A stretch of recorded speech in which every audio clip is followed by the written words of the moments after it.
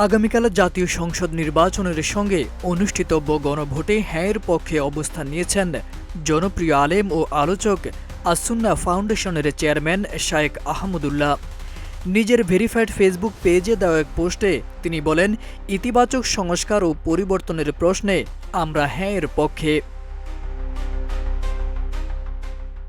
তবে সংস্কার সংক্রান্ত সকল কার্যক্রম ধর্মীয় ও সামাজিক মূল্যবোধকে সমুন্নত রেখে কার্যকর করতে হবে উল্লেখ করে শায়েখ আহমদুল্লাহ বলেন, এক্ষেত্রে কোনো প্রকার ব্যত্যয় যেন না ঘটে তা নিশ্চিত করতে চূড়ান্ত সংস্কার কার্যক্রমে প্রতিনিধিত্বশীল আলেমদের অংশগ্রহণ নিশ্চিত করা নির্বাচিত সরকারের গুরুত্বপূর্ণ দায়িত্ব হিসেবে বিবেচিত হবে।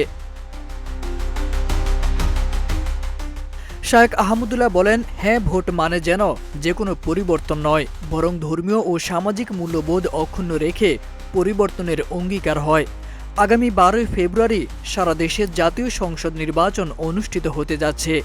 পাশাপাশি জুলাই সনদ অনুযায়ী রাষ্ট্র সংস্কারের প্রশ্নে গণভোটও অনুষ্ঠিত হবে। ভোটাররা ভোট কেন্দ্রে গিয়ে দুটি আলাদা ব্যালটে তাদের ভোটাধিকার প্রয়োগ করবেন।